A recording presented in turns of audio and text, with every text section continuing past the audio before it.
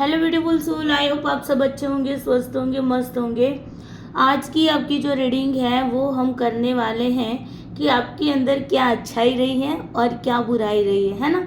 हर एक इंसान के अंदर एक अच्छाई वाला देवता भी रहता है और एक बुराई वाला राक्षस भी होता है। दो चीज़ें हमारे अंदर रहती हैं।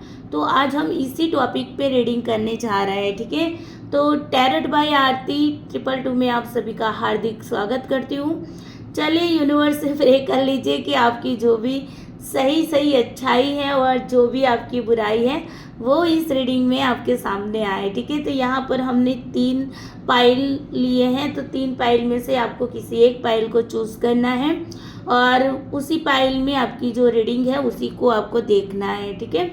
तो यहाँ पर देखिए, ये जनरल कलेक्टिव रीडिंग है, तो हो सकता है कि पूरी की पूरी रीडिंग आपके साथ रेजोनेट हो, या हो सकता है कि कुछ रीडिंग का कुछ पार्ट भी आपके साथ रेजोनेट हो सकता है। रीडिंग आप तक पहुँची है तो इसका मतलब आपको समझना है कुछ ना कुछ संदेश यूनिवर्स के थ्रू आपके लिए इस रीडिंग के अंदर से निकल के आ रहा है, ठीक है।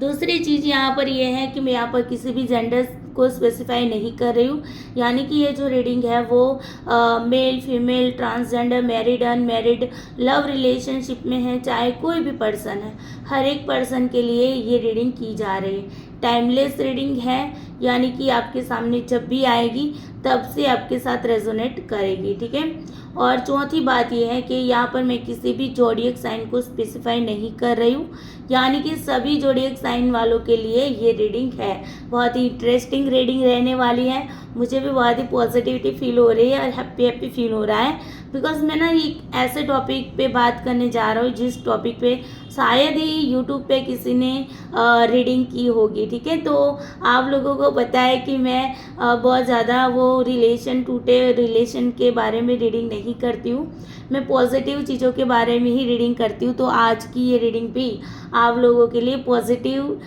वे में ही देखने के लिए मैं यहाँ पर रीडिंग कर रही हूँ, यानी कि यहाँ पर हम देखेंगे हमारे अंदर क्या अच्छाई है, हमारे अंदर क्या बुराई है, और इस अच्छाई बुराई के आधार पे हमें अपने आप को किस तरीके से चेंज करने की ज़रूरत है, क्या हमें यूनिवर्स की ओर से संदेश मिलता है, क्या गाइडेंस मिलता है जिसको अपना के हम अपनी लाइफ को, अपने आप को चेंज कर सकते हैं पॉजिटिव वे में, ठीक है। तो बने रहिए दोस्तों वीडियो के साथ। वीडियो को लाइक शेयर करना नहीं भूलना है, कमेंट करके ज़रूर बताना कि रीडिंग कैसी लगी है और कि रीडिंग आपके साथ कितनी रेजोनेट कर रही है, ठीक है।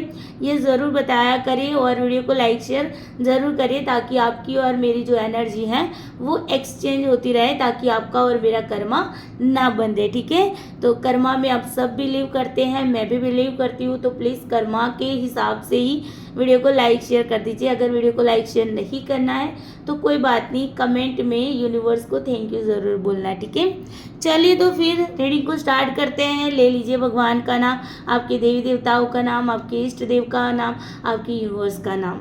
यहाँ पर आपके सामने 3 स्टोन मैंने रखे हैं। 3 स्टोन में से जो भी स्टोन आपको अट्रैक्ट करते हैं उसको आपको चूज़ करना है, ठीक है। तो मैं यहाँ पर आपके सामने 3 स्टोन इस तरीके से रख लेती हूँ ताकि आपको दिखे। आपको ना चेक करना है कि आपको कौन सा स्टोन अट्रैक्ट कर रहा है, ठीक है। पहले देख लीजिए स्टोन को और उसके बाद आप आंखें बंद करके भी इन स्टोनों को, इन स्टोन में से किसी एक स्टोन को चूज़ करना है, ठीक है। तो जो पहला वाला जो आपका ये पर्पल कलर जैसा जो है वो स्टोन आपका होगा पाइल नंबर 1 वालों के लिए। सेकंड वाला जो स्क्वाड का जो स्टोन है तो वो है कि पिंक कलर का आपको दिख रहा है, वो है पाइल नंबर 2 वालों के लिए। एंड थर्ड नंबर का जो आपका ग्रीन कलर का जो स्टोन है वो आपका है पाइल नंबर 3 का, ठीक है। तो 1 2 3 मैंने यहाँ पर 3 स्टोन रखे हैं। आप आंखें बंद करके आराम से सिलेक्ट कर सकते हैं कि कौन सा स्टोन जो है, कौन सा क्रिस्टल जो है वो आपको सबसे ज़्यादा अट्रैक्ट करता है। जो भी क्रिस्टल आपको अट्रैक्ट करता है उसी पाइल को आपको चूज़ करना है, ये बात आपको ध्यान रखनी है। अगर आप क्रिस्टल को चूज़ करके भी आप अगर नहीं यहाँ पर सिलेक्ट कर पा रहे तो आप 1 2 3 नंबर यहाँ पर दे सकते हैं। पहला वाला जो आपको दिख रहा है ना वो 1 नंबर का है, सेकंड वाला 2nd नंबर का है और यहाँ पर 3rd नंबर पे है वो 3rd नंबर का है, ठीक है। तो 1 2 3 नंबर से भी आप सिलेक्ट कर सकते हो पाइल को, ठीक है। चलिए मैं आप लोगों को थोड़ा सा टाइम देती हूँ ताकि मेडिटेशन करके आप इन पाइल को चूज़ करें। ओके चलिए, तो आई होप आप लोगों ने चूज़ कर ली होगी पाइल, ठीक है। तो यहाँ पर हम तीनों पाइल के लिए सबसे पहले एंजल की ओर से गाइडेंस कार्ड निकालेंगे, उसके बाद आप लोगों की रीडिंग स्टार्ट करेंगे, ठीक है।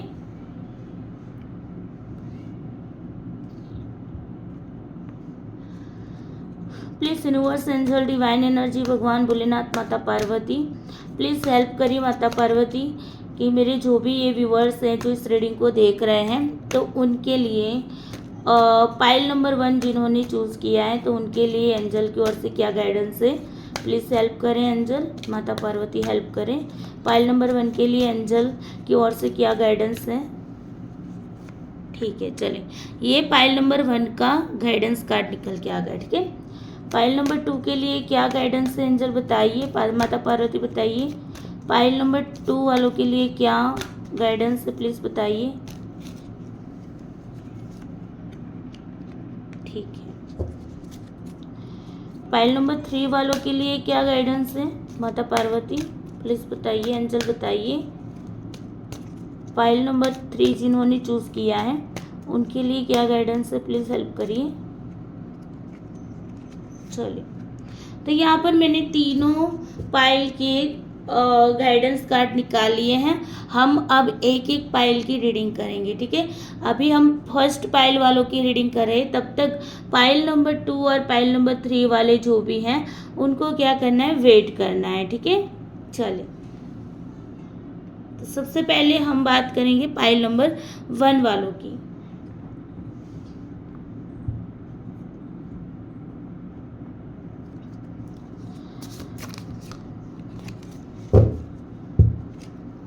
Please universe, angel, divine energy, भगवान भोलेनाथ, माता पार्वती हेल्प करिए मेरे जो भी व्यूअर्स हैं जिन्होंने पाइल नंबर 1 चूज़ किया है, उनकी अच्छाई क्या है, उनके अंदर क्या अच्छाई है बताइए माता पार्वती, प्लीज़ हेल्प करिए। पाइल नंबर 1 वालों के अंदर क्या अच्छाई है, उनके अंदर क्या अच्छाई है, पहले हम अच्छाई देखेंगे। माता पार्वती अच्छाई के लिए कार्ड निकालें, प्लीज़ हेल्प करें। अच्छाई के लिए कार्ड चाहिए, मुझे 3 कार्ड चाहिए अच्छाई के लिए। 10 of Swords, 4 of Pentacles, As of Wands। चलो ठीक है, बॉटम से है डेथ का card.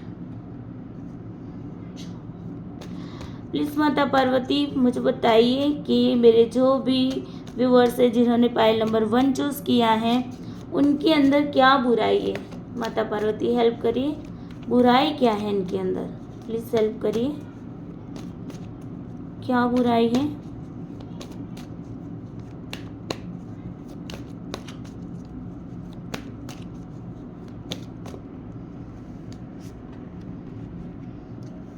Ace of Pentacles, 3 of Pentacles, oh King of Pentacles, सारे पेंटिकल्स के कार्ड।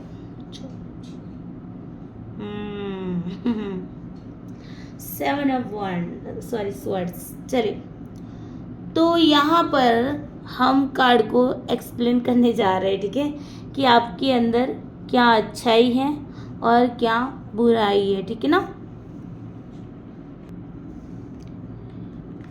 10 ऑफ स्वॉर्ड का कार्ड बता रहा है कि आपने कैसे, आपके अंदर ये अच्छाई है कि अगर आपके साथ कोई धोखा भी दे देना तो भी आप क्या करोगे, आप उसको माफ़ कर दोगे, है ना।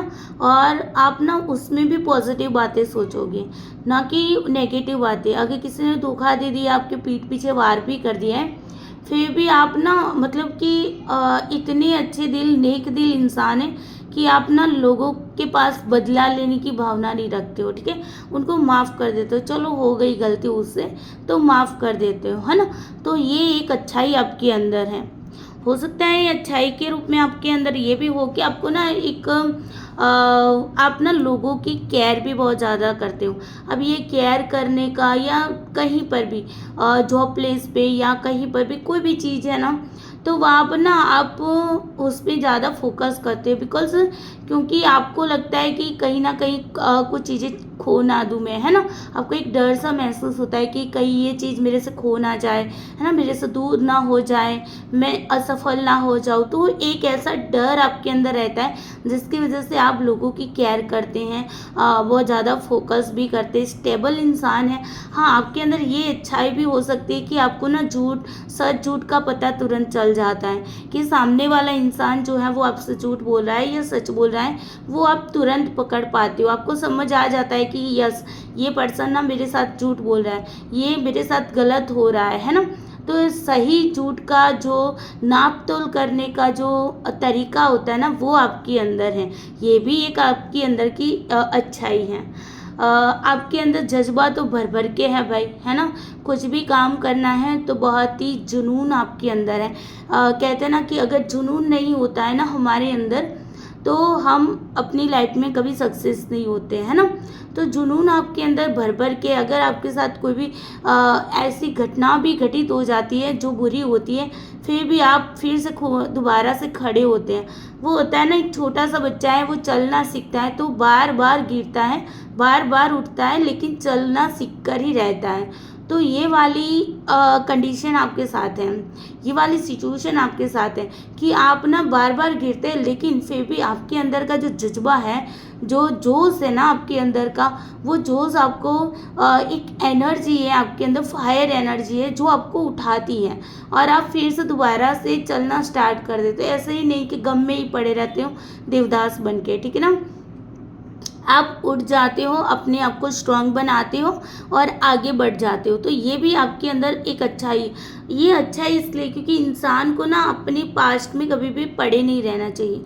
हाँ, होता है कि थोड़े टाइम के लिए आपको पास्ट से निकलने के लिए आपको थोड़ा-सा टाइम लग जाता है, लेकिन उसके बाद हम ऐसा नहीं कि पूरी लाइफ उसी सिचुएशन में जिए, है ना? ऐसे ही सिचुएशन को टाटा बाय-बाय करने का समय भी आता है, तो उस समय हमें उसको टाटा बाय-बाय करके अपनी लाइफ को आगे भी बढ़ाना होता है। तो ये एक अच्छाई आपके अंदर है कि आप ना अपने पास्ट में ही पड़े नहीं रहते। हाँ, आप थोड़ा-सा टाइम लेते हो, लेकिन उसके बाद आपके अंदर एक एनर्जी आ जाती है। आपको होता है कि चलो अब जो हो गया, कहते हैं ना कि बीत गई सो बात गई, है ना? तो वैसे ही यहाँ पर आपके साथ सिचुएशन बनती, तो ये भी एक आपके अंदर की अच्छाई है। एक अच्छाई आपके अंदर पता है क्या है?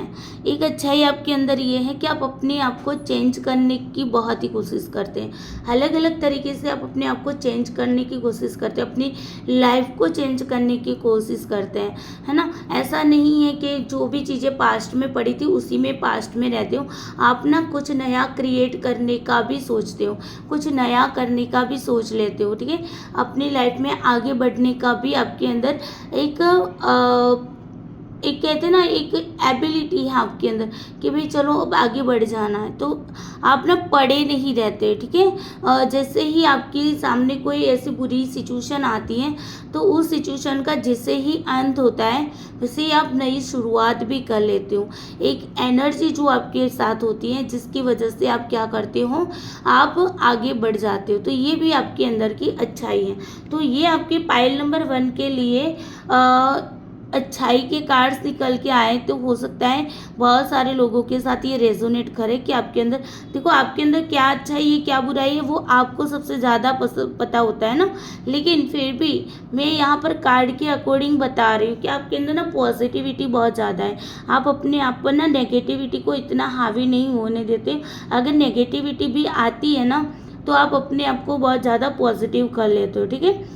अगर मैं बुराई की बात करूँ तो बुराई ये है कि हो सकता है कि आपकी फाइनेंशियल कंडीशन जो है वो बहुत ही ख़राब हो, है ना? तो ये भी हो सकता है जिसके चलते आपको लगता है यार सब कुछ है लाइफ के अंदर, लेकिन ये पैसे नहीं है ना? बोलते हैं ना पैसा बोलता है। तो यहाँ पर ये भी कंडीशन आपके साथ हो सकती है कि आपकी फाइनेंशियल कंडीशन आपकी अगर अच्छी नहीं है, तो उसी वजह से हो सकता है कि आपको थोड़ा सा फाइनेंशियल प्रॉब्लम का सामना करना पड़ रहा। लेकिन मैं अगर बुराई की बात करूँ ना, तो ये भी हो सकता है कि आप ना, जैसे कोई आपको धोखा देता है फिर भी आप क्या करते हो, आप उनको माफ़ कर देते हो। ये आपकी बुराई है ना भाई। जो जैसा है वैसा ही उसके साथ आप बिहेवियर करो। यहाँ पर कहा जा रहा है आप ना सबको ऐसे ही माफ़ किया करते हो, इसीलिए आपके साथ सब कोई धोखा करके चला जाता है, आपको दर्द दे के चला जाता है।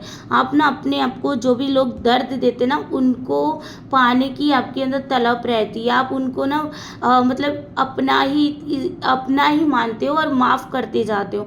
और वो लोग हैं, उनको लगता है कि भाई ये तो वैसे भी हमें माफ़ कर देगा या माफ़ कर देगी, है ना।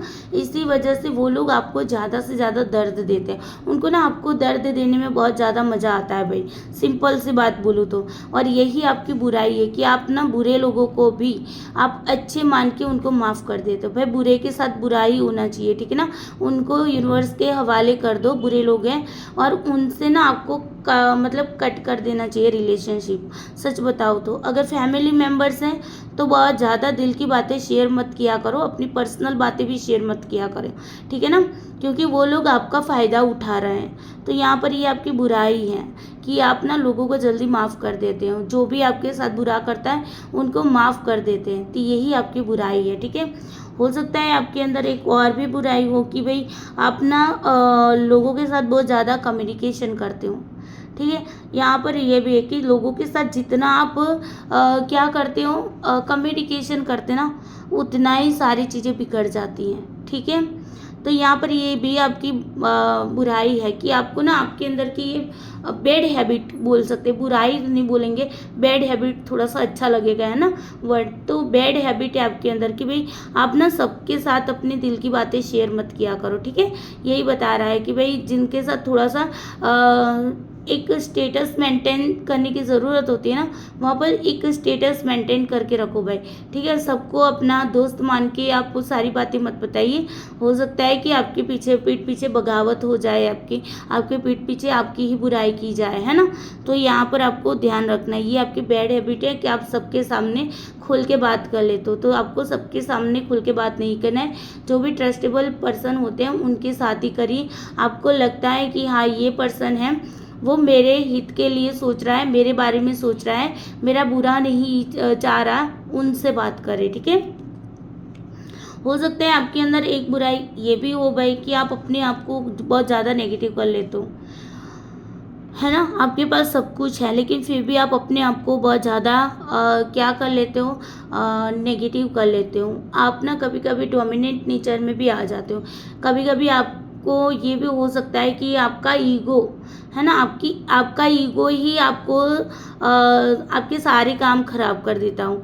हो सकता है कभी आपको लगता है कि नहीं यार इसने मुझे ऐसा क्यों बोला, इसको मुझे ऐसा नहीं बोलना चाहिए था, है ना। तो आप ज़्यादा थोड़ा सा प्रैक्टिकल भी हो जाते हो कभी कभी।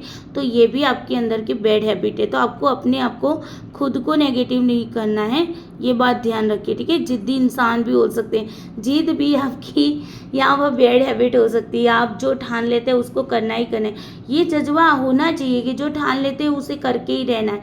लेकिन कभी कभी ना कुछ चीज़ों में ये स्टबर्नेस जो होती है ना, उसको छोड़ना भी पड़ता है कुछ जिदों के लिए। जैसे वो होता है ना कि बच्चा है, मान लीजिए अगर नॉर्मल है तब तो आप उनको, वो चॉकलेट मांग रहा है, जिद कर रहा है तो आप दे देते हो तो ठीक है।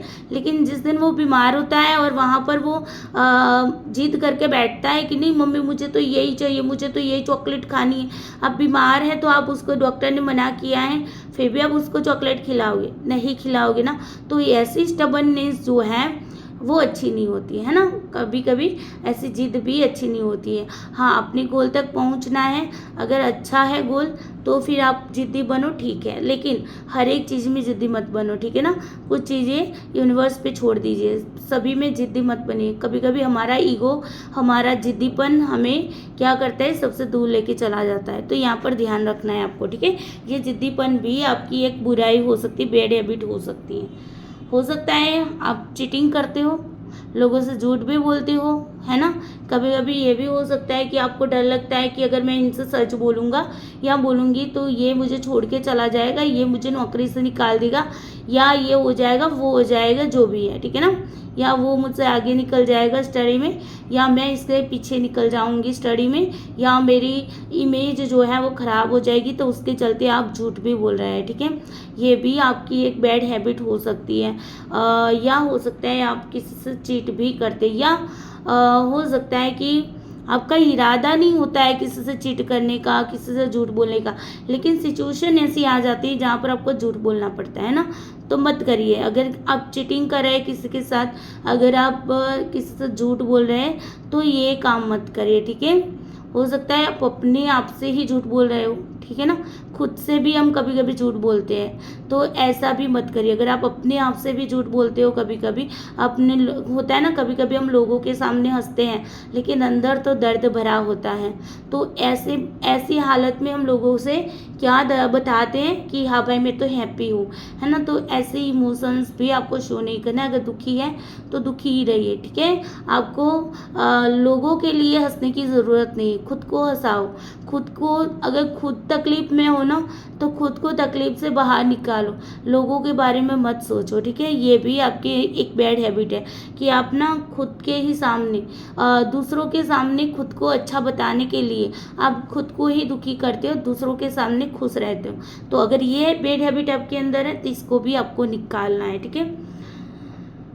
ओके, तो ये है आपकी अच्छाई पाइल नंबर 1 वालों के लिए, और ये है आपकी बैड हैबिट, जिसको आपको क्या करना है, बैड हैबिट को रिमूव करो, अच्छी वाली जो हैबिट है उसको इंक्रीज करो। अब देख लेते हैं एंजल की ओर से आपके लिए क्या गाइडेंस है। भाई देखो, आपके दिमाग में कुछ चल रहा है क्या कि अभी ना आपको अपनी बैड हैबिट को अगर दूर करना है तो उसके लिए यूनिवर्स कह रहा है, एंजल कह रहे हैं, परफेक्ट टाइमिंग है आपके लिए। अभी अपनी बैड हैबिट को हटाने के लिए परफेक्ट टाइमिंग है, ठीक है। तो यहाँ पर एंजल की ओर से ये गाइडेंस आया है परफेक्ट टाइमिंग का। फिर भी मैं पूछ लेती हूँ एंजल से। एंजल प्लीज़ बताइए, परफेक्ट टाइमिंग क्यों बताया है आपने, किस लिए परफेक्ट टाइमिंग बताया है, बताइए। एंजल हेल्प करिए, माता पार्वती हेल्प करिए, क्यों आया है परफेक्ट टाइमिंग का कार्ड यहाँ पर, प्लीज़ बताइए, क्लैरिफाई करिए इस कार्ड को। जजमेंट, आपने कोई प्रे की हुई है क्या यूनिवर्स से, आप कुछ प्रे कर रहे हो। आप अगर कुछ प्रे कर रहे हो तो यूनिवर्स कह रहा है परफेक्ट टाइमिंग आ गया, आपकी प्रे को सुना जाएगा, ठीक है ना। आपको आपके अंदर एक पॉजिटिव चेंज आएगा, और उस पॉजिटिव चेंज कौन ला रहा है, यूनिवर्स ला रहा है, डिवाइन ला रहा है। तो यहाँ पर डिवाइन ने अनाउंसमेंट कर दिया है कि भाई अब तुम्हारा अच्छा दिन आ रहा है, परफेक्ट टाइमिंग आ रहा है, आ गया है। तो आपको अपनी बैड हैबिट को क्या करना है, हटाना है, और आपने कोई प्रे की है तो उस प्रे को एक्सेप्ट की जा रही है। ये आपके लिए डिवाइन की ओर से एक स्ट्रांगली मैसेज निकल के आया है, ठीक है। तो क्लेम करिएगा इस एनर्जी को ज़रूर से। तो ये थी पाइल नंबर 1 वालों के लिए reading. I hope pile number 1 वालों को ये रीडिंग बहुत ही अच्छी लगी होगी। अच्छी लगी है रीडिंग तो वीडियो को लाइक शेयर ज़रूर करते जाना है, ठीक है। कमेंट करके ज़रूर बताना कि इनमें से कौन कौन सी अच्छाई आपके अंदर है, कौन कौन सी बुराई आपके अंदर। देखो, बुराई भी बता देनी चाहिए, है ना, बताओगे तभी तो अंदर रियलाइज़ होगा ना कि इसको हटाना भी है, बताया है तो अब हटाना पड़ेगा, ठीक है। तो बुराई है इनमें से तो प्लीज़ ज़रूर बताइएगा, ठीक है। अगर अच्छाई जो भी है वो भी ज़रूर बताइएगा, मुझे अच्छा लगेगा कि हाँ आपने ना मतलब एक साफ दिल इंसान होके आपने अपनी अच्छाई और बुराई जो इस कार्ड में, इस रीडिंग में निकल के आई है वो आपने बताई है। चलिए, तो pile number 1 bye bye, Bholenath bless you आप सबको। अब हम रीडिंग करने जा रहे हैं पाइल नंबर 2 वालों के लिए।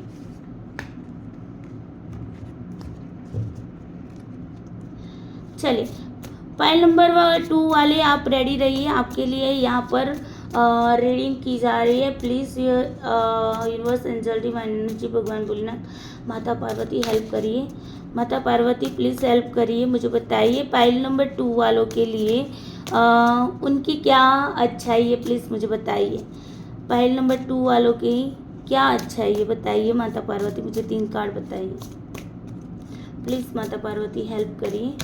फाइल नंबर 2 जिन्होंने चूज़ किया है उनके अंदर क्या अच्छाई है।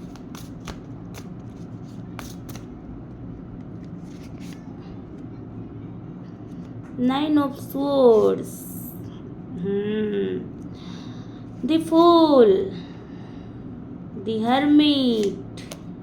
ओके, अच्छा मैंने कार्ड क्यों लिया, बॉटम ऑफ डेक से ले लेती हूँ, ठीक है।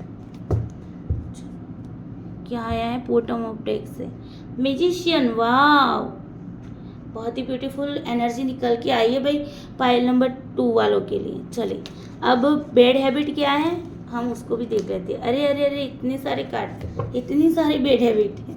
माता पार्वती प्लीज हेल्प करिए, बताइए पाइल नंबर 2 वालों के अंदर क्या बैड हैबिट है, क्या बुराई है, बताइए। माता पार्वती हेल्प करिए, प्लीज हेल्प मी। क्या बुराई है बताइए पाइल नंबर 2 वालों के अंदर। अरे अरे अरे, कार्ड बहुत निकल रहे हैं भाई। माता पार्वती हेल्प करे प्लीज़। फाइल नंबर 2 वालों के लिए उनके अंदर क्या बैड हैबिट है बताइए माता पार्वती, प्लीज़ हेल्प करिए। Thank you so much.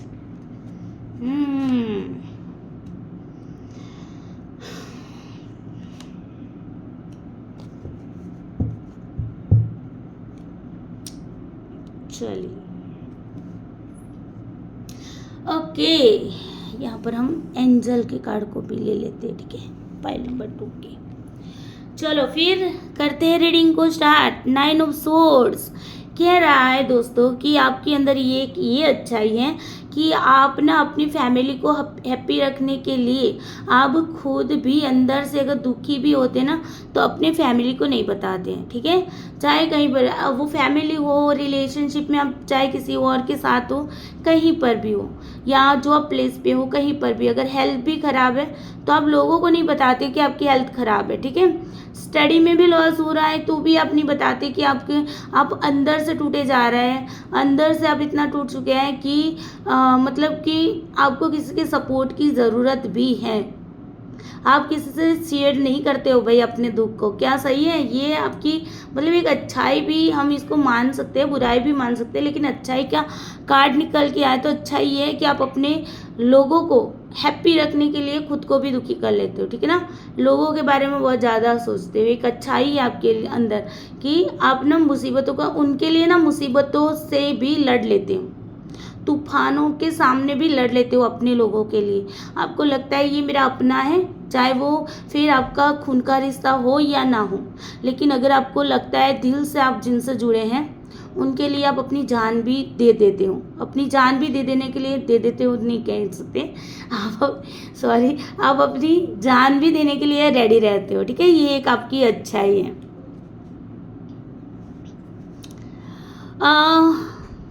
आपके अंदर एक अच्छा ये भी है कि आप ना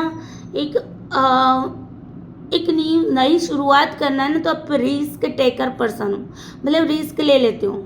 होता है ना कुछ लोग होते हैं नहीं यार रिस्क नहीं लेना चाहिए, है ना। यहाँ पर बहुत ज़्यादा रिस्क है, चाहे वो रिलेशनशिप में हो, चाहे हेल्थ वाइज हो, करियर वाइज हो, स्टडी वाइज। नहीं यार ये मेरे से नहीं होगा, मैं नहीं कर सकता, मैं इसमें नहीं पढ़ूंगा, नहीं पढ़ूंगी, है ना। लेकिन आप ऐसे पर्सन नहीं, आपके अंदर एक अच्छाई है कि आप रिस्क ले लेते हो, फिर चाहे जो होना हो जाएगा, है ना। यूनिवर्स को सरेंडर कर देते हो, भगवान को सरेंडर करके आप निकल जाते हो और आपको ना मतलब सक्सेस भी मिल जाती है। ऐसा नहीं कि आप वहाँ पर डूब जाते हो, है ना, क्योंकि आप भगवान के भरोसे निकल जाते हो। आपके पास जो भी एक्सपीरियंस होता है उस एक्सपीरियंस के बेस पे और यूनिवर्स को सरेंडर करके आप निकल जाते हो, रिस्क ले लेते हो, ठीक है। तो रिस्क ट्रैकर पर्सन भी हो आप, बहुत अच्छी बात है आपके अंदर, ये रिस्क ट्रैकर होना ही चाहिए लाइफ के अंदर। दी हर्मिट का कार्ड है, आप अपने आप को मतलब हो सकता है कि कभी कभी आपको लगता है कि भाई हाँ बहुत ज़्यादा हो गया, ओवर हो गया, तो आप अपने आप को लोगों से डिटेच भी कर लेते हो, अपने लिए भी खुद के लिए भी टाइम निकालते हो, है ना। आप ना सोचते हो कि मैंने लाइफ में क्या किया, क्या नहीं किया, मुझे अभी क्या करना चाहिए। तो ये आपके अंदर एक अच्छाई है कि आप खुद को भी जानने की कोशिश करते हो। आपको कभी कभी होता है मुझे खुद को भी जानना है, मुझे क्या चाहिए। मैं लोगों के लिए तो वैसे भी सब कुछ कर रहा हूँ या कर रही हूँ, लेकिन मुझे क्या चाहिए। तो आपको ये भी पता है कि आपको क्या चाहिए, आपको क्या करना है, खुद को कैसे खुश रखना है। ये भी एक आपके अंदर की अच्छाई हो सकती है। ठीक है, हो सकता है आप किसी एक्सपीरियंस पर्सन का गाइडेंस भी फॉलो करते हो। कुछ लोग होते हैं ना कि जिनके अंदर आदत होती है कि जो एक्सपीरियंस पर्सन होते हैं ना, उनकी गाइडेंस तो लेते लेकिन उनको फॉलो नहीं करते होते। लेकिन आप ऐसे पर्सन, अगर कोई आपको गाइडेंस भी देता है तो आप सोचते हो, समझते हो उन चीज़ों को और उसको फॉलो भी करते हो। तो ये भी आपके अंदर अच्छाई हो सकती है। म्यूजिशियन का कार्ड है भाई, आप मैनिपुलेट करना जानते हो। ठीक है, मतलब आप जो भी मैनिफेस्ट करते हो वो आपको मिल जाता है ना। आप उसके लिए कड़ी मेहनत भी करते हो। अगर आपको जो आपने जो ठान लिया वो करके रहते हो। ये वाली एनर्जी आपके अंदर बहुत ही अच्छी है, क्योंकि देखो मेहनत के बिना तो कुछ भी नहीं मिलता है ना। तो आप हार्ड वर्किंग इंसान भी हो और आपके अंदर इतनी पॉजिटिविटी भर भर के पड़ी है। आपके अंदर बहुत सारी स्किल्स भी, हो सकता है कि आप मल्टी टैलेंटेड पर्सन भी हो। मतलब एक ही टैलेंट आपके अंदर, एक ही स्किल नहीं, लेकिन एक से ज़्यादा स्किल भी आपके अंदर हो सकती है। आपने आज एक काम कर लिया, एक कुछ सीख लिया, फिर आप दोबारा से दूसरी चीज़ों को भी सीखना आपको अच्छा लगता है। ऐसा नहीं कि भाई चलो एक चीज़ें सीख ली बस उसी में ही पूरी लाइफ बिताना है। आपको नया नया कुछ सीखने का बहुत ही मतलब कि मन करता है और आप उनको सीखते भी हो। तो ये भी आपके अंदर की एक अच्छाई है। आप ना लोगों को कैसे अपनी ओर अट्रैक्ट करना है वो जानते हो।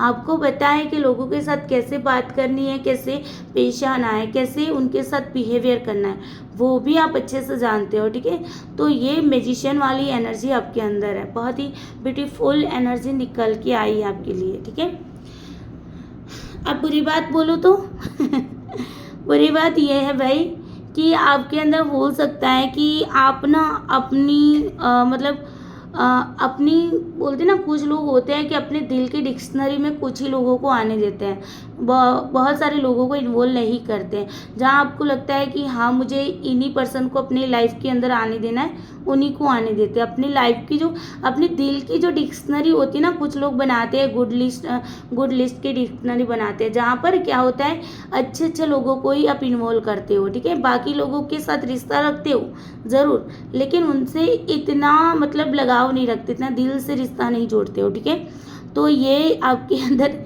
एक, हम ये तो वैसे भी अच्छी बात है कि ऐसा ही होना चाहिए, लेकिन उसके चलते ना कुछ लोग आपसे दूर भी हो जाते हैं। उनको लगता है नहीं यार ये ना हमें इम्पोर्टेंस नहीं देता है, दूसरों को ज़्यादा इम्पोर्टेंस देता है, तो उसके चलते आपके साथ लोग दूर भी हो जाते हैं। ठीक है, तो एक ही ये बैड हैबिट है। अगर हाँ आपको ये जताने की कोशिश मत करिए आप कि हाँ मेरे दिल के करीब यही इंसान है, ये नहीं है।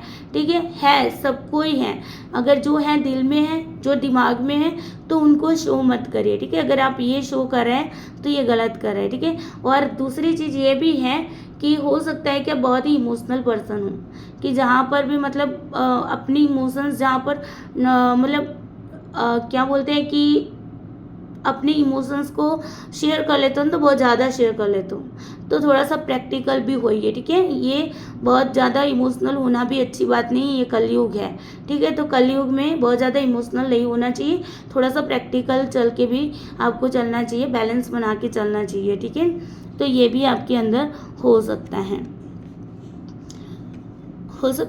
जहाँ पर मैंने कहा कि आप ना कुछ गाइडेंस किसी से लेते हो और उस गाइडेंस को फॉलो भी करते हैं, लेकिन हाँ हो सकता है कि आप ना परंपरागत चीज़ों को बहुत ज़्यादा वैल्यू करते हो, रिचुअल को बहुत ज़्यादा वैल्यू करते हो, अपनी धार्मिक रीति रिवाज को बहुत ज़्यादा मानते हो। अभी की जो फैशनल जो ज़माना चल रहा है, पाश्चात्य संस्कृति को जो वेस्टर्न कल्चर है उनको ना आप बहुत ज़्यादा इम्पोर्टेंस नहीं देते हो। आप ये मानते हो कि भाई हमारे जो रीति रिवाज पहले के जो चले आए हैं, हमारे धर्म से रिलेटेड या जो भी कल्चरल से रिलेटेड वही सही है।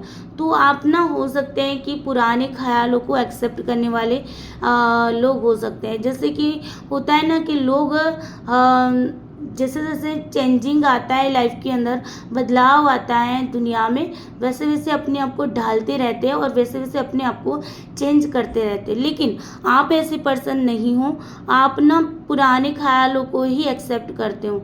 जैसे कि मान लीजिए कि अगर घर की बहुएं हैं तो घूंघट में ही अच्छी लगती है, बिकॉज उनको ना अपने आप को मतलब सेव करके रखना चाहिए, ठीक है ना। तो ये पुराना ख्याल है, तो जस्ट एग्जाम्पल दिया है, मैं ये नहीं कह रही हूँ कि आप घूंघट प्रथा को मानते हो, ठीक है। लेकिन ऐसे पुराने ख्याल वाले आप इंसान हो कि जिसके चलते क्या होता है कि आपके आसपास जो भी लोग हैं उनको लगता है यार नहीं ये तो ना पुराना मॉडल है। वो एक मेरे सामने एक मूवी आई है, वो कौन सी है, रब ने बना दी जोड़ी, आई थिंक, मुझे लगता है वही नाम है, जहाँ पर शाहरुख खान था ना, वो अनुष्का शर्मा का पति था। लेकिन वो कैसा था, पुराने स्टाइल में ही जीने वाला लड़का था। तो अनुष्का को वो लड़का नहीं पसंद था, अनुष्का को नए मॉडर्न वाला मॉडर्न ज़माने का इंसान पसंद था। तो फिर शाहरुख खान को पता चला, उसने ऑब्जर्व किया कि ये मेरे से दूर दूर क्यों रहती है ना। फिर उसने अपने आप को मॉडर्न बनाया और फिर जाके उन दोनों की जोड़ी बन गई, है ना, बहुत अच्छी सी बनी। तो यहाँ पर भी ऐसा हो सकता है कि ना आपके साथ जो भी लोग हैं वो मॉडर्न चीज़ों को एक्सेप्ट करने वाले हो सकते हैं और आप पुरानी चीज़ों को एक्सेप्ट करने वाले हो सकते हैं। तो उसके चलते आपसे कुछ लोग दूर भी हो जाते होंगे, ठीक है। तो ये एक आपके अंदर बैड हैबिट हो सकती है। और ये भी हो सकती है कि आपको ये लगता है कि जो मैं कहता हूँ, जो घर के बड़े कहते हैं वही सही है, बाकी सब कुछ गलत है। चाहे भले घर के बड़े गलत ही क्यों ना हो, गलत को गलत भी आप नहीं कहोगे। जैसे भीष्म पितामह, मैं एग्जांपल इसलिए देती हूँ ताकि आपको थोड़ा सा आइडिया आए। भीष्म पितामह हैं, द्रौपदी का वस्त्राहरण हो रहा था, उस टाइम पे उनको पता था कि ये गलत कर रहा है, दुर्योधन जो कर रहा है वो गलत कर रहा है ना, लेकिन फिर भी उन्होंने नहीं रोका था, है ना। क्यों? क्योंकि किसी ने उनको नहीं रोका था। क्यों? क्योंकि उनको लगा कि देखो बड़े लोग नहीं बोल रहे हैं तो हमें भी नहीं बोलना चाहिए, हमें भी इसका मतलब कि विरोध नहीं करना चाहिए, है ना। तो कभी कभी बड़े लोग भी गलत होते हैं, ठीक है। तो यहाँ पर आपको थोड़ा सा ये भी ध्यान रखना है, ये आपके अंदर बैड हैबिट हो सकती है। हो सकता है आप अपनी फैमिली की सबसे ज़्यादा मानते हो, जिसके चलते आपके ना आपके साथ जुड़े कुछ लोग होते हैं, वो ना मतलब आपसे दूर होने लग जाते हैं ना। यहाँ पर हाँ, मुझे यहाँ पर ये भी लग रहा है कि यही वाली बात, ये पुराने, पता नहीं क्यों मुझे एक ही बात चैनलाइज हो रही है कि पुराने ख्यालों को आप एक्सेप्ट करने वाले हो, फैमिली को जॉइंट फैमिली में मानने वाले हो, ठीक है। अभी का टाइम है तो सब लोग ये मानते हैं कि भाई अलग से फैमिली बना के रहे, है ना। लेकिन आप ऐसे नहीं है, संयुक्त परिवार में रहने वाले पर्सन हो, संयुक्त परिवार को सबसे ज़्यादा इम्पोर्टेंस देने वाले लोग हो सकते हो, ठीक है। तो ये भी, जिसके चलते क्या होता है कि आपका लोगों के साथ मतलब बनती भी नहीं है, या कुछ ऐसा भी हो जाता है, लोग आपसे डिटेच हो जाते हैं या आप लोगों से डिटेच होना पड़ता है आपको, ठीक है। तो ये भी आपके अंदर एक बैड हैबिट है। देखो दुनिया में जैसे जैसे परिवर्तन आता है ना, वैसे वैसे अपने आप को ढालना भी चाहिए। हाँ, पुराने ख्यालात अच्छे थे, नहीं थे ऐसा भी नहीं था, लेकिन जैसे जैसे ज़माना बदला है तो वैसे वैसे हमें भी बदलना चाहिए, ठीक है। एक बैड हैबिट आपके अंदर ये भी हो सकता है कि जो आपकी वैल्यू करता है उनको आप वैल्यू नहीं देते, लेकिन आपको जो पसंद आता है उनकी आप वैल्यू करते हैं, उनको आप सब कुछ देते हैं, ठीक है। जिनको कदर नहीं है उनके पीछे आप भागते हो, और जिनको आपकी कदर है वो आपके पीछे भागता है, ठीक है।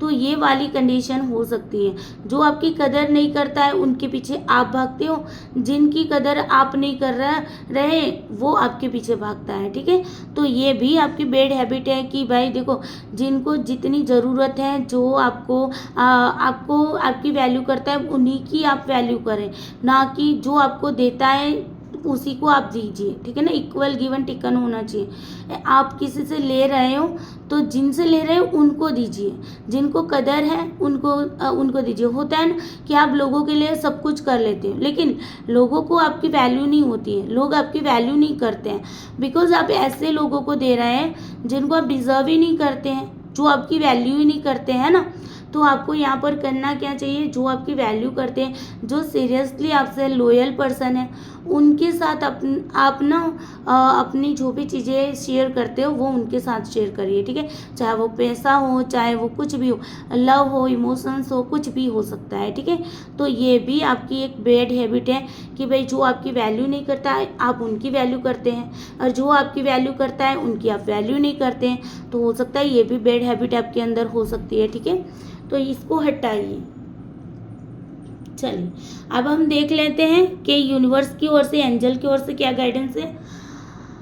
हाँ चलिए भाई, क्या आपने कोई क्वेश्चन पूछा हुआ है? क्या आपके दिल दिमाग में कुछ दिनों से क्वेश्चन है? अगर क्वेश्चन है तो आपको एंजल ने कहा है यस, डेफिनेटली आपका वो काम हो जाएगा। अगर किसी भी कंटेक्स्ट में आपने जो क्वेश्चन पूछा है, अगर उस क्वेश्चन का आंसर आपको यस या नो में चाहिए था, तो उसका आंसर एंजल ने दिया है यस। तो ये कुछ लोगों के साथ रेजोनेट कर सकता है ये जो गाइडेंस है एंजल की ओर से, क्योंकि कुछ लोगों ने कुछ क्वेश्चन किया हुआ है तभी जाके ये कार्ड निकल के आया है, ठीक है। मैं फिर भी इस कार्ड को क्लेरिफाई करूँगी। प्लीज़ माता पार्वती, प्लीज़ एंजल इस कार्ड को क्लेरिफाई करिए, क्यों यस का आपने गाइडेंस दिया है। प्लीज़ बताइए माता पार्वती, एंजल ने क्यों यस का गाइडेंस दिया है। इतने सारे कार्ड नहीं चाहिए माता पार्वती, मुझे एक ही कार्ड चाहिए। प्लीज़ बताइए क्यों यस का कार्ड दिया है। क्या क्वेश्चन है मेरे जो पाइल नंबर 2 जिन्होंने चूज़ किया है, मेरे जो व्यूअर्स हैं, उन्होंने क्या क्वेश्चन किया है जिसका आंसर एंजल ने यस दिया है। प्लीज़ हेल्प करिए माता पार्वती। आपने किसी नई जॉब के लिए, नए रिश्ते के लिए क्या आपने क्वेश्चन किया था? क्या आपके दिल दिमाग में कोई क्वेश्चन है कि मुझे नई जॉब मिलेगी कि नहीं मिलेगी? मुझे, अगर आप सिंगल है तो क्या मुझे कोई अच्छा पार्टनर मिलेगा कि नहीं मिलेगा, है ना। या फिर हो सकता है नो कॉन्टेक्ट की सिचुएशन में और आपको लग रहा है कि क्या मेरा पार्टनर वापस आएगा कि नहीं आएगा, है ना। ये भी हो सकता है। डिवोर्स का केस है तो क्या मेरा हस्बैंड या मेरी वाइफ मेरे से फिर से जुड़ेगी कि नहीं जुड़ेगी, कुछ भी हो सकता है। हस्बैंड वाइफ के बीच कोई ऐसी बुरी बात है जिसका क्वेश्चन आपके दिल दिमाग में था और आप चाहते थे क्या सही हो जाएगा कि नहीं हो जाएगा, कुछ भी क्वेश्चन आपके दिल दिमाग में है, कुछ नया शुरुआत करने के रिलेटेड, तो एंजल ने आपको डेफिनेटली यस आंसर किया है।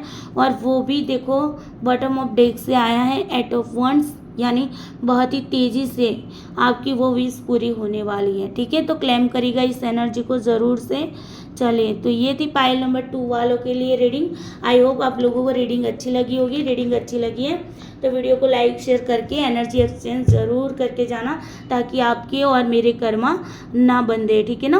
और साथ ही साथ कमेंट में ज़रूर बताना कौन कौन सी आपके अंदर अच्छाई है और कौन कौन सी बुराई इस रीडिंग में आपके लिए निकल के आई थी, जो बिल्कुल रेजोनेट की है आपके साथ, ठीक है। चलिए अब आ जाते हैं पाइल नंबर 3 वालों के लिए।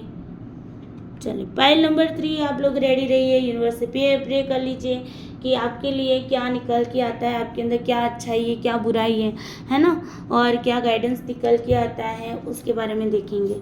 तो माता Parvati please, angel divine energy, भगवान भोलेनाथ, माता पार्वती प्लीज़ हेल्प करिए मेरे जो भी व्यूवर्स हैं जिन्होंने पाइल नंबर 3 पसंद किया है, उनके लिए क्या उनकी अच्छाई है क्या बुराई है, प्लीज़ मुझे बताइए।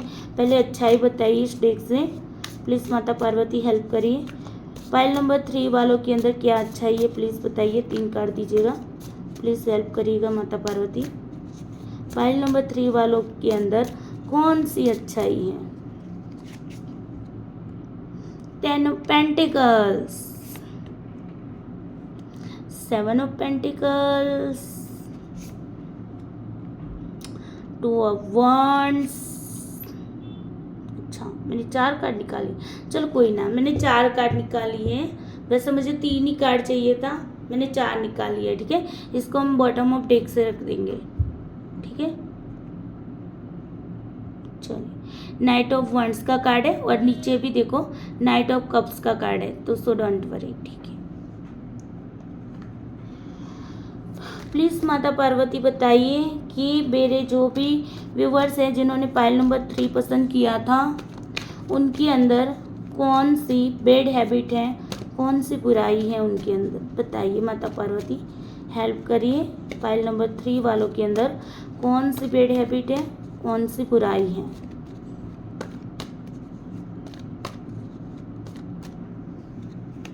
ठीक है, डिसन का कार्ड है, क्वीन ऑफ पेंटिकल्स, 5 स्वॉर्ड्स, ये भी दोबारा से, ओ माय गॉड, 4 कार्ड निकल के आए। चलो कोई ना, बहुत ज़्यादा कार्ड निकल के आए फाइल नंबर 3 वालों के लिए, कोई ना।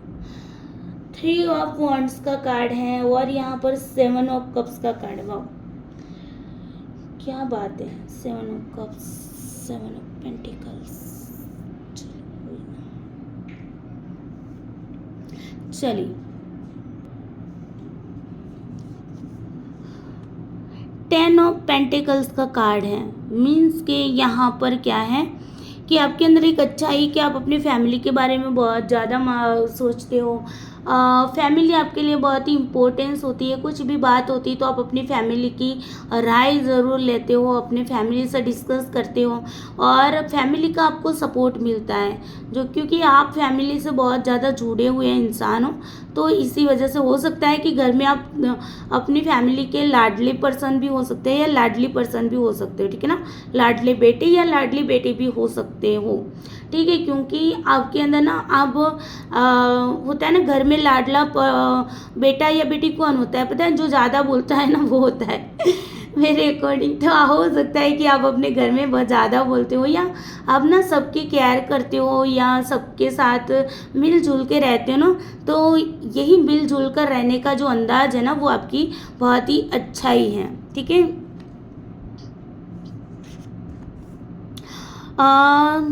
एक अच्छाई आपके अंदर ये भी हो सकती है कि आप ना रिश्तों को, चाहे कुछ भी चीज़ें हैं तो उनको ना बहुत ज़्यादा प्यार से मतलब केयर करते हो उनकी, उनसे बहुत ज़्यादा मतलब अपने इमोशंस दिखाते हो, अपने प्रेम दिखाते हो। प्रैक्टिकल वे में भी आप सोचते हो, ऐसा नहीं है कि आप ना हो सकता है कि आप जो भी इन्वेस्ट करते हो तो उस पर आप हार्ड वर्क भी करते हो, चाहे वो रिश्तों में इन्वेस्टमेंट हो, चाहे हेल्थ वाइज हो, चाहे करियर वाइज हो, चाहे स्टडी वाइज हो। आप ना जो भी टाइम जो है वो इन्वेस्ट जो करते हो ना उस पर आप बहुत ज़्यादा हार्ड वर्क भी करते हो। अगर आप अपने फैमिली के बारे में सोचते हो तो फैमिली को हैप्पी रखने के लिए भी आप बहुत ज़्यादा हार्ड वर्क करते हो, बहुत लोगों को खुश रखने के लिए आप बहुत ज़्यादा हार्ड वर्क करते हो, ठीक है। तो केयरिंग नेचर आपके अंदर है, जो आपकी बहुत ही एक अच्छी बात है।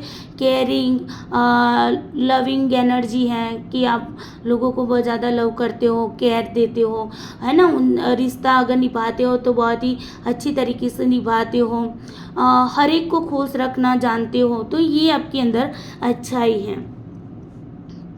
आप ना अपने कंफर्ट जोन में रहना बहुत ज़्यादा पसंद करते हो, है ना। ऐसा नहीं है कि भाई आप ना लोगों को दुख दे के आप अपने आप को हैप्पी रखो, है ना। कंफर्ट जोन में रहना आपको बहुत ही अच्छा लगता है। कभी कभी आपके साथ ये भी होता है कि दो चीज़ें आपके सामने होती है और आपको इनको संभालना होता है, तो आप अच्छे से बैलेंस करना भी जानते हो, दो चीज़ों में कैसे बैलेंस करना है। हो सकता है कि कभी कभी आपको ये भी करना पड़े कि आपकी या हस्बैंड हो या आपकी वाइफ हो और एक तरफ आपकी फैमिली हो, तो उन दोनों में कैसे बैलेंस बनाना वो भी आप अच्छी तरीके से कर पाते हो, ठीक है।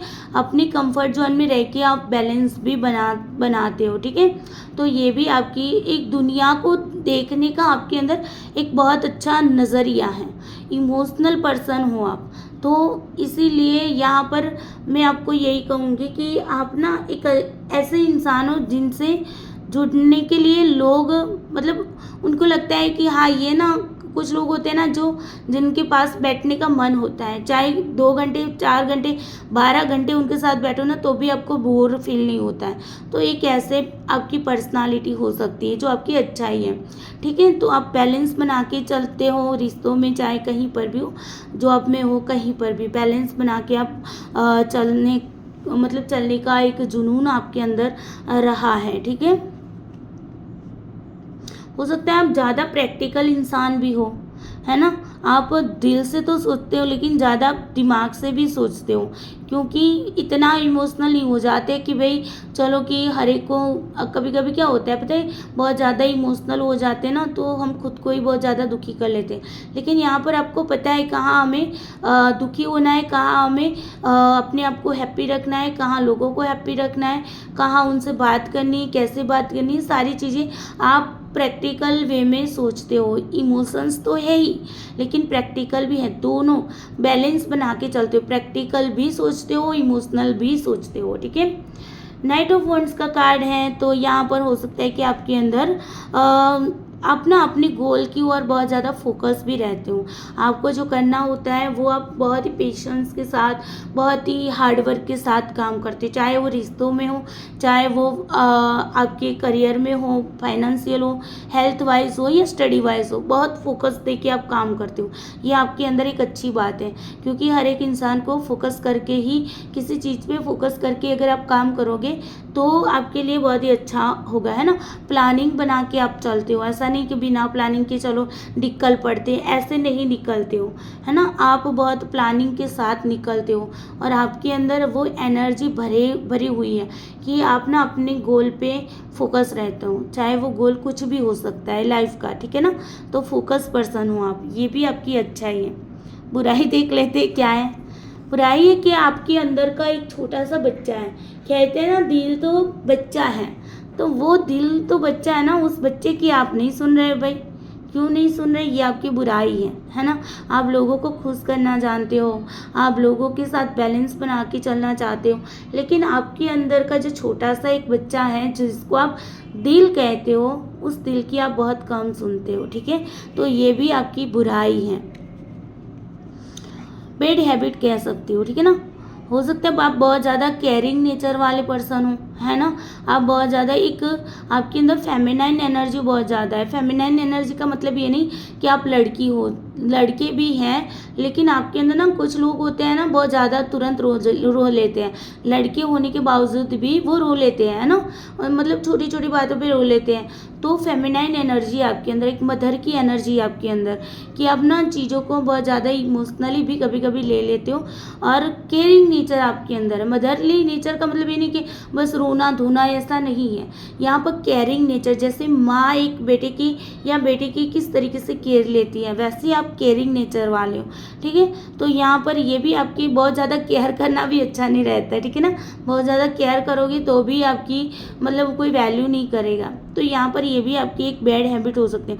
हो सकता है आप कभी कभी इसी केयरिंग नेचर की वजह से कभी कभी आपको अपने आप में ही नेगेटिविटी फील होने लगती है, कभी कभी नेगेटिव थॉट भी आने लगती है, यार मैं इतना केयर करता हूँ या इतनी केयर इन लोगों की करता हूँ या करती हूँ, लेकिन फिर भी ये लोग मुझे हर्ट करके चले जाते हैं ना। तो ये भी हो सकता है, ये आपकी बैड हैबिट है भाई। इतना केयरिंग नेचर मत अपनाओ, ठीक है, चाहे लड़की हो या लड़के हो, है ना। बैलेंस बना के चलो, कभी कभी की एनर्जी है, ओके, ऑलवेज की नहीं है। हो सकता है कि लोग ना आपके पीठ पीछे आपकी बहुत ज़्यादा बातें करते हैं, है ना, या फिर हो सकता है कि आप ना लोगों को दूसरों से ज़्यादा जेलेसी फील करते हो। बुरा मत मानिएगा, ओके, कार्ड में निकल के आ रहा है कि भाई आप ही, हो सकता है कि किसी को मतलब कि किसी से आप जेलेसी भी फील करते हो, है ना, या आपके थॉट दूसरों के थॉट से ज़्यादा मेल ना खाते हो कभी कभी। ये भी हो सकता है कि आप ना डिबेटिंग करने में बहुत ज़्यादा माहिर हो। डिबेटिंग का मतलब समझ रहे हो ना, कि आपके अंदर ना एक वो स्ट्रॉमैन वाली एनर्जी है। मैं यही बताऊंगी क्योंकि मैं ना जो बच्चों को पढ़ाती हूँ तो उसके अंदर ना यूजीसी नेट जीसेट के अंदर एक टॉपिक आता है लॉजिकल रीजनिंग का, उसके अंदर आता है स्ट्रॉमैन फैलेसी। तो ये स्ट्रॉमैन फैलेसी क्या होता है कि आपको पता चलता है कि सामने वाले की दुखती रग कौन सी है, उसी रग पे आप वार कर लेते हो, ठीक है, और आप जीत भी जाते हो, बिकॉज आपको पता है कि सामने वाला कहाँ पर दुखी होगा, कहाँ पर उसको हराया जाता है। तो आपके अंदर ये भी आपकी बैड हैबिट है भाई, ऐसा मत करिए, ठीक है ना। स्ट्रॉमैन वाली फैलेसी सभी जगह पर काम नहीं करती। करती है, कुछ जगह पर नहीं करनी चाहिए। वैसे होनी चाहिए डिबेटिंग वाली एनर्जी आपके अंदर, लेकिन इतनी भी नहीं होनी चाहिए कि लोग आपसे त्रस्त होके आपसे दूर चले जाए, ठीक है ना, आपको इग्नोर करने लगे। तो थोड़ा सा अगर ये डिबेटिंग वाली एनर्जी आपके अंदर है, स्ट्रोमैन वाली, कि दूसरों की दुखती नरक को पकड़ के उन पे वार करने वाली, और फिर हैप्पी हैप्पी होना, आप जीत जाते हो।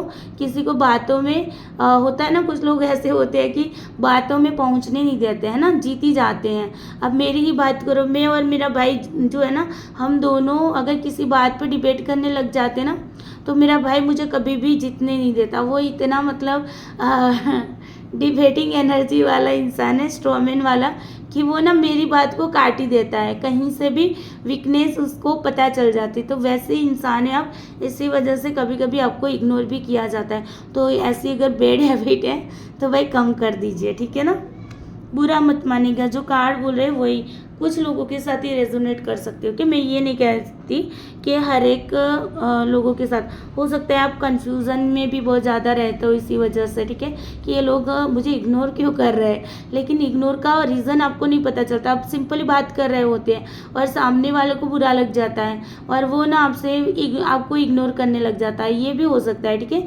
ये एनर्जी ऐसी नहीं है, ये वाली देखो 5 स्वॉर्ड वाली, ये भी हो सकता है कि आप बात बात में बस ऐसे ही अपनी अपनी बात रख ली, अपने अपने विचार को रख लिया और सामने वाले को बुरा लगा, वो आपको इग्नोर करने लगा। आप सोच रह जाओगे कि यार हुआ क्या इसको, कि मैंने तो ऐसा कुछ किया नहीं था, इसको क्या हो गया अचानक से।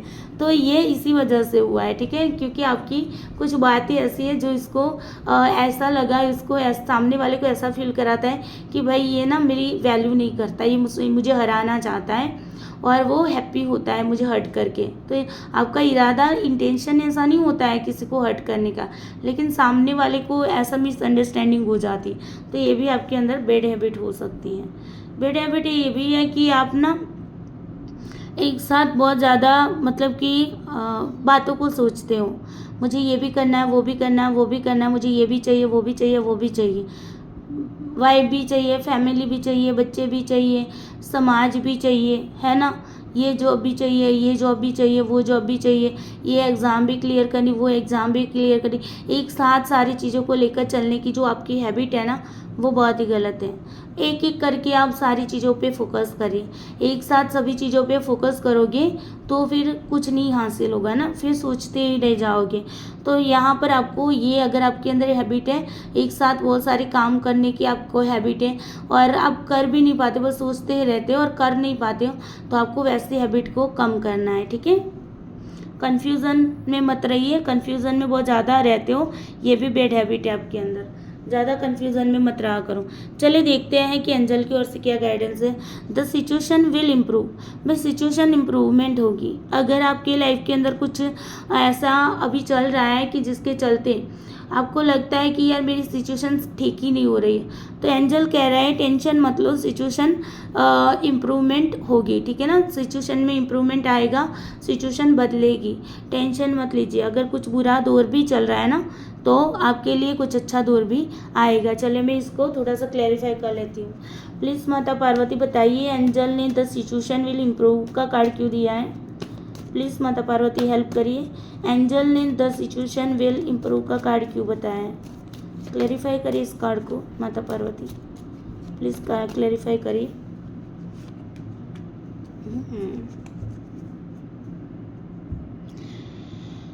हो सकता है कि आप ना ऐसे, मतलब यहाँ पर मुझे तो जो दिखाई दे रहा है, यहाँ पर अगर फाइनेंशियल अगर कंडीशन आपकी बुरी चल रही है, तो यहाँ पर एंजल कह रहा है भाई आपकी जो फाइनेंशियल कंडीशन जो बुरी चल रही है ना, उसमें इम्प्रूवमेंट आएगा, ठीक है।